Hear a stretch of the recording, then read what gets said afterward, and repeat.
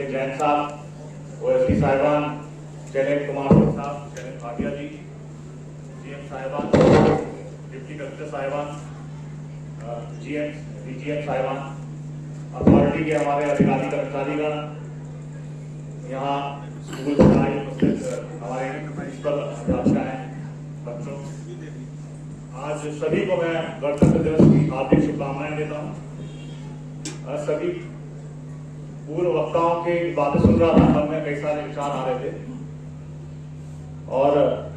आदरणीय विपिन जैन साहब की बात सुनकर भी लगा कि अल्टीमेटली आज हम जो बंद लगा हमने कहना है एज सिविल सर्वेंट या एज पब्लिक सर्वेंट, हमारी ड्यूटी रिपब्लिक डे के दिन हमको याद आती है और न केवल 26 जनवरी को ही याद रहनी चाहिए, अभी तो पूरे साल भर और जीवन काल में हमको याद रहना चाहिए। गौरव जी ने गान शुरू किया था कि जो है पुरानी जंजीरें छोड़कर एक नए दौर में हम लोग चले। तो हमारे जो पूर्वज रहे, हमारे जो स्वतंत्रता संग्राम सेनानी रहे, उन्होंने इस देश के लिए बहुत कुर्बानियां दी। जिस ठहाके के साथ, खुशी के साथ हम सारी अपनी अभिव्यक्तियां कर पाते हैं, शैलेंद्र सिंह साहब ने आज समा बांध दिया है अपनी बातें कहकर, खुलकर जो मन से बातें उन्होंने कही, शायद वो सबके मन में पहुंच रही थी, इसलिए हम लोग सब खुश हो रहे थे, सुन रहे थे, ठहाके लगा रहे थे। पर क्या ऐसी स्थिति 1947 से पहले थी? नहीं रही होगी। बहुत सारे रिस्ट्रिक्शंस थे और बहुत सारे बुद्धिजीवी ऐसे रहे होंगे जिनको ये भी लगा होगा कि बुद्धिजीवी थे, पढ़े लिखे थे, वकालत करते थे, हमारे कई सारे स्वतंत्रता संग्राम सेनानी, सुख सुविधा और उनको फीस भी अच्छी खासी मिल जाती कोर्ट के अंदर लड़ने के लिए, और आराम से जिंदगी बिता सकते थे और अंग्रेजों के पिट्ठू बने रहते, देश चलता रहता। लेकिन कहीं ना कहीं मन में उनके विचार आया कि गुलामी से हमको मुक्ति पानी है और देश की अस्मिता, देश की स्वाधीनता और देश का जो स्पिरिट है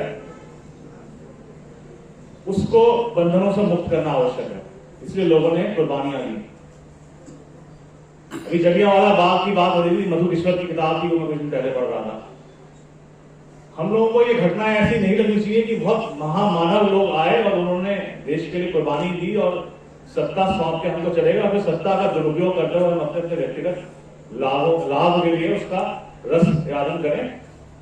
और कभी इस तरह के जो राष्ट्रीय पर्व हो या इस तरह के ऑकेजन हो तो उस पर हम लोग उस पर चर्चा करते हैं। आने वाली पीढ़ी के बच्चों को मैं देख रहा था, मुझे बैठे बड़ी ठंड लग रही थी सर, लेकिन मैं सोचा था कि यहाँ खुले में बच्चे, छोटे छोटे बच्चे और अध्यापकों ने उनको इतने अच्छे से ट्रेन करा था, वो इतने जोश के साथ देशभक्ति के गीतों पर नृत्य कर रहे थे और उससे भाव विभोर करने वाली स्थितियां उत्पन्न हो रही थी। तो हमारी जो जनरेशन है, हमारे जो बच्चे हैं,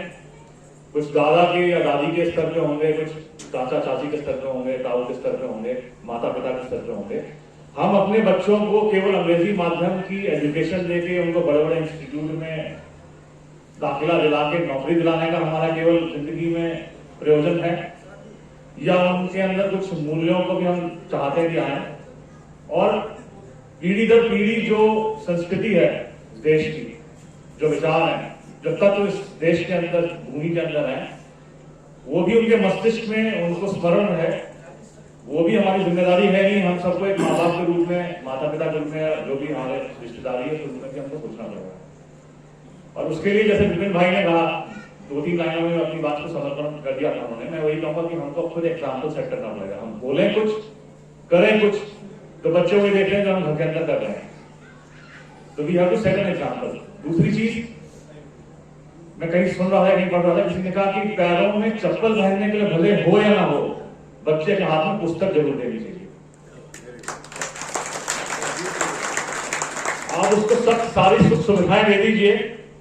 लेकिन ज्ञान का जो सबसे बड़ा भंडार है वो है पुस्तक, और अच्छी पुस्तक। अगर वो पुस्तक नहीं दी तो उसका जीवन सार्थक नहीं होगा। हो सकता है वो धन दौलत भी कमा ले, समाज में थोड़ी प्रतिष्ठा भी प्राप्त कर ले, लेकिन जीवन का मूल उद्देश्य क्या है, लोगों के लिए राष्ट्र के प्रति समर्पण का भाव क्या है, आपसी भाईचारे के लिए क्या चीजें जरूरी है, अपने पड़ोसी के साथ हमारे कैसे संबंध होने चाहिए, अपने रिश्तेदारों के कैसे संबंध होने चाहिए, यहाँ तक कि जो अभी विपिन भाई कह रहे थे कि धर्म भी सहन करने वाला होना चाहिए। यानी अगर कोई दूसरा उत्तेजित हो जाए तो हमारे अंदर भी इतनी शक्ति होनी चाहिए कि हम धैर्य रख सकें, मुस्कुराएं और सही रास्ते पे उसको भी लेके जाने का प्रयास करें, खुद भी जाने का प्रयास करें, धैर्य रखें। अभी माननीय प्रधानमंत्री जी ने कल भी भाषण दिया और मेरे ख्याल से 22 जनवरी इस देश की अस्मिता के लिए बहुत बड़ा दिन है, बहुत बड़ा दिन है। समझिए तो कुछ नहीं है, और जो समझे तो 500 साल के बाद जब मैं माननीय मुख्यमंत्री जी को और माननीय प्रधानमंत्री जी को देख रहा था, मेरा पूरा परिवार देख रहा था, मैं समझता हूँ कि वहां पर ज्यादातर लोग उस समय टीवी पर दूर होंगे और जिनको अयोध्या जाने का सुअवसर प्राप्त हुआ होगा वो भी धन्य है। तो महसूस हो रहा था कि भारत क्या है। हम गणतंत्र की बात कर रहे हैं, तो गणतंत्र भी क्या है। गणतंत्र केवल शपथ नहीं है जो हमने ली है, शपथ तो हमने शब्दों में ली है, उसको आत्मसात करने की आवश्यकता है। कि भारत की संस्कृति हमेशा ये रही है कि जो भी उसके पास आया तो उसने शरण ली है। हमारे घर में कभी कुछ पुराने जमाने में कहते थे, गांव में कहते थे, मैं तो गांव में नहीं रहा हूं, लेकिन सर यहाँ बैठे हैं और मेरे साथ कई सारे मेरे उम्र में बड़े होने लोग जानते हैं कि गांव में कोई व्यक्ति भाग का अगर आ गया तो उसे बिना खाना खिलाए, बिना पानी के वापस नहीं करते, चाहे आप उसको जानते हो नहीं जानते हो। अगर अनजान भी है, अजनबी भी है, तो भी घर के दरवाजे खोल दिए जाते थे और कोई ना कोई उसको खाना खिलाते ही बेचता था, भूखा नहीं बेचता था। अब हमारे घरों में ताले लगे होते हैं। अभी मुझे कहीं जाना था तो मैंने पत्नी से कहा, देख लेना चटनी वटनी ठीक से लगा लेना, कोई ताला ना छूट जाए। ये क्यों है? क्योंकि एक दूसरे पे विश्वास की कमी हो गई है, प्रेम की कमी हो गई, सद्भाव की कमी हो गई है। हम अपने हिसाब से तो हर चीज धोके रखना चाहते हैं, अपने घर के अंदर सारी तिजोरियां भरना चाहते हैं, लेकिन उसमें से एक मुट्ठी भर की चीज, मुट्ठी भर अनाज निकालने में हमें कष्ट होता है। गांव में आप जाएंगे जो सरल लोग हैं, अभी एक दिन एक फोटो देख रहा था माननीय प्रधानमंत्री जी की, एक साथ उनके साथ में धोती वाला, जैसे अभी शैलेंद्र भाई करते, तो साधारण किसान सा आदमी था। तो पता चला कि वो एक्स IIT का इंजीनियर है और लगभग 300-400 पेटेंट्स उस व्यक्ति के नाम पर दर्ज हैं, लेकिन वो साधारण जीवन जीता है, गांव के अंदर रहता है और गांव की देश की सेवा कर रहा है। तो उस देश के अंदर प्रतिभाओं की कमी नहीं है, इस देश के प्रति समर्पण के भाव के रखने वाले हिंदुस्तानियों की भी कमी नहीं है। केवल हमारी नजरें उनको नहीं देख पाती या मीडिया उनको नहीं रख पाती, हमारा ध्यान नहीं जाता, तो हमको लगता है कि सब कुछ इस देश में सब कुछ चलता ही है। और अब तो देश में, राज्य में, दोनों में ऐसा नेतृत्व है जिसको देख के आप गौरवान्वित महसूस कर सकते हैं। हम अपने माननीय मुख्यमंत्री जी को देखते हैं तो देख के सीना गर्व से चौड़ा हो जाता है कि 12 घंटे 18 घंटे कार्य करने वाले व्यक्ति, निष्काम कर्म पर चलने वाले व्यक्ति, इसको कुछ नहीं लेना देना, ना आगे कुछ ना पीछे कुछ, केवल राष्ट्र, केवल राज्य, केवल राज्य की प्रगति, हर व्यक्ति की प्रगति को देखते हैं। उसी तरह माननीय प्रधानमंत्री जी को भी देखते हैं, तो ऐसा नेतृत्व देश को मिला है कि हिंदुस्तान में गर्व से सिर ऊंचा रहता है। किसी भी राष्ट्र में, यूनाइटेड नेशंस में चले जाएं, कहीं और चले जाएं, हर ताकतवर से ताकतवर देश का प्रधान व्यक्ति जो है वो हिंदुस्तान की ओर देखता है, हमारे प्रधानमंत्री और हमारे मुख्यमंत्री की ओर देखता है। तो साधारण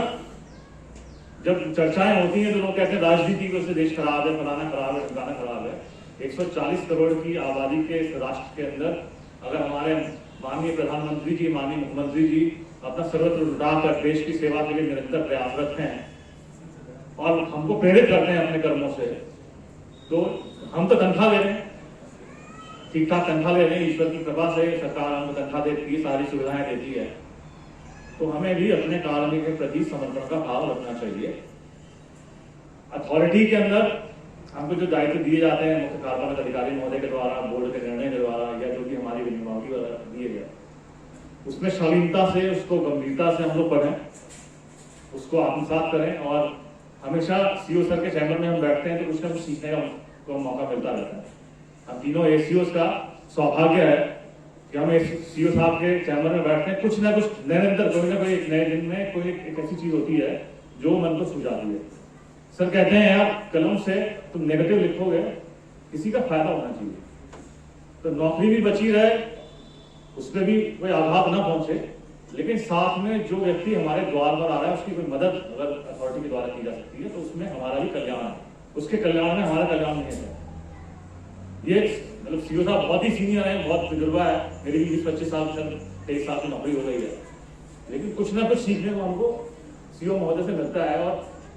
मैं तो पिछली बार भी कई बार इन ओकेजन में कह चुका हूँ कि जब मैं यहाँ नया आया तो सर आधा घंटा लगाते थे किसान पे,